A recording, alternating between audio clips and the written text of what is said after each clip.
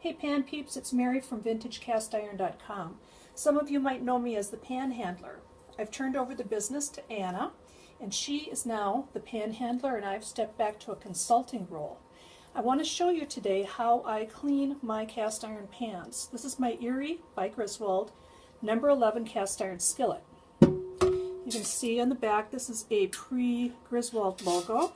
It's a beautiful pan. It has a hairline crack, but it still cooks beautifully. Last night I cooked some meat in this pan and I let it sit overnight so you can see how well these chainmail scrubbers work. This is a chainmail scrubber that I got from thepanhandler.com. They're $20. It's 6 inches by 7 inches, so it's a nice generous size. You can see that I've got quite a bit of crud in the pan.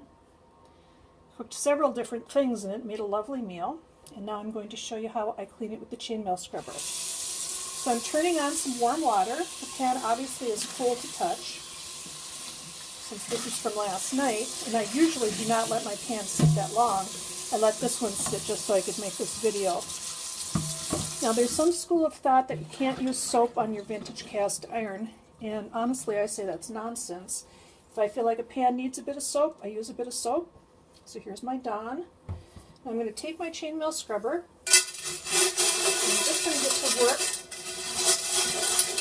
all the bits. You want to be sure that you get all the bits off of your pan, because if you don't, what happens is food's going to stick to it next time you use it. And before you know it, you're going to have one of those pans that's covered with crud. Those are the kind of pans that you see that have been neglected for many years. Some people call that seasoning. I don't think that's seasoning at all. I think that's built up crud.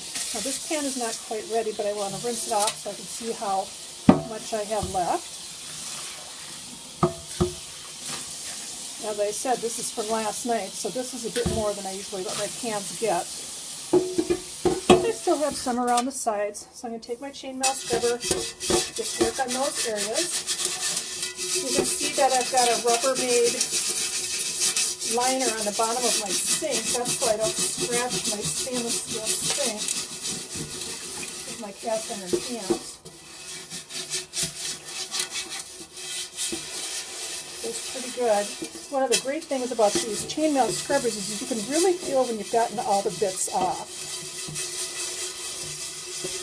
The surface of this pan is really just satin smooth. This is one of my favorite pans right now. Feels good. You rinse your chainmail scrubber and then you hang it to dry. I'm going to rinse out my pan, see how it looks. Looks like I missed a few areas, just very small.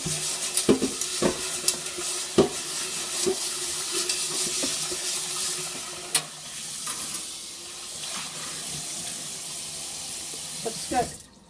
Now what I do is I take a paper towel and I wipe out the pan. Sometimes people like to heat their pans on the oven, or on the cooktop, I should say, to warm them up and get them completely dry. I don't usually go through that. That doesn't mean you can't. Other people put them in a warm oven to dry. Again, not something I usually do, but if you want to, go ahead. Drying off the pan with my paper towel. There you go. See how beautiful this pan is? Look at that beautiful surface. Then what I do, so that I can use it and store it, I just do a little spritz of Pam, and I wipe that on the cooking surface and inner cooking walls. And that just protects the surface in between uses. Isn't that a gorgeous pan? And when I put this in my drawer in my oven, which is where I keep my cast iron pans, I'll put a piece of paper towel in between this and the next pan on top of it, just to absorb any moisture. So here's my gorgeous ERIE number 11 cast iron skillet. It's an antique, beautiful condition. Thanks very much for watching.